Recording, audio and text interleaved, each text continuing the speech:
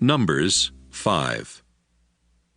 The Lord told Moses to say to the people of Israel, "Put out of the camp everyone who has leprosy, or a bodily discharge, or who has touched a dead body.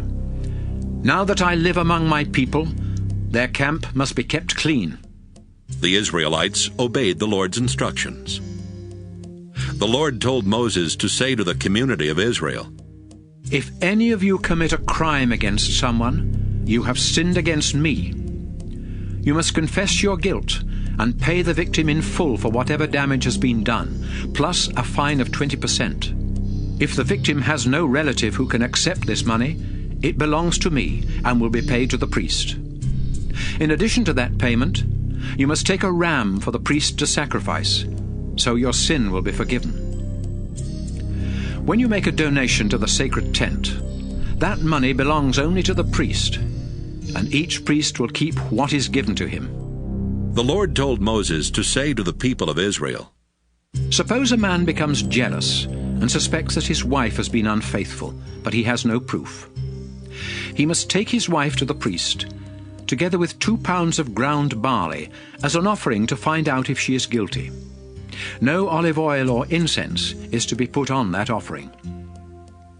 The priest is to have the woman stand at my altar, where he will pour sacred water into a clay jar and stir in some dust from the floor of the sacred tent.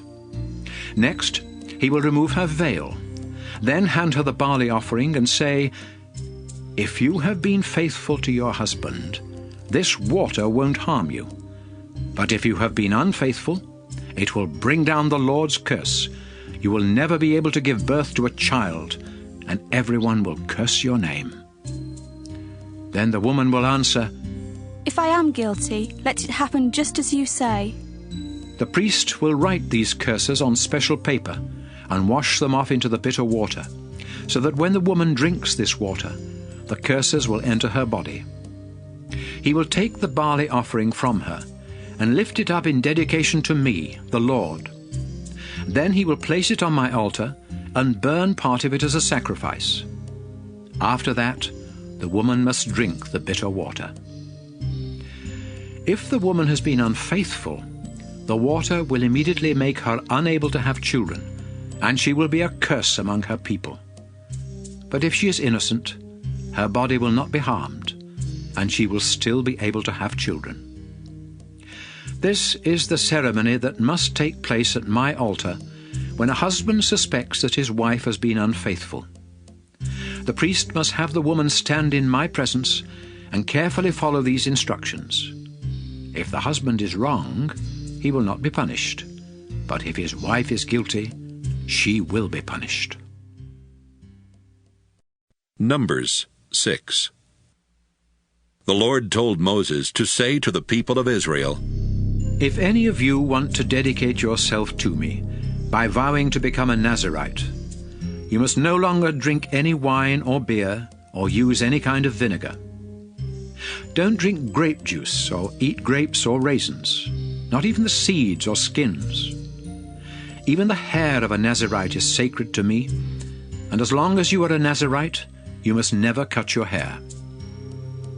During the time that you are a Nazirite, you must never go close to a dead body, not even that of your father, mother, brother, or sister. That would make you unclean. Your hair is the sign that you are dedicated to me, so remain holy. If someone suddenly dies near you, your hair is no longer sacred, and you must shave it 7 days later during the ceremony to make you clean. Then on the next day, bring 2 doves or 2 pigeons to the priest at the sacred tent. He will offer one of the birds as a sacrifice for sin, and the other as a sacrifice to please me. You will then be forgiven for being too near a dead body, and your hair will again become sacred. But the dead body made you unacceptable, so you must make another vow to become a Nazirite and be dedicated once more. Finally, a year-old ram must be offered as the sacrifice to make things right. When you have completed your promised time of being a Nazirite, go to the sacred tent and offer 3 animals that have nothing wrong with them: a year-old ram as a sacrifice to please me, a year-old female lamb as a sacrifice for sin, and a full-grown ram as a sacrifice to ask my blessing. Wine offerings and grain sacrifices must also be brought with these animals. Finally, you are to bring a basket of bread made with your finest flour and olive oil, but without yeast. Also bring some thin wafers brushed with oil. The priest will take these gifts to my altar and offer them, so that I will be pleased and will forgive you. Then he will sacrifice the ram and offer the wine, grain, and bread. After that, you will stand at the entrance to the sacred tent, shave your head, and put the hair in the fire where the priest has offered the sacrifice to ask my blessing.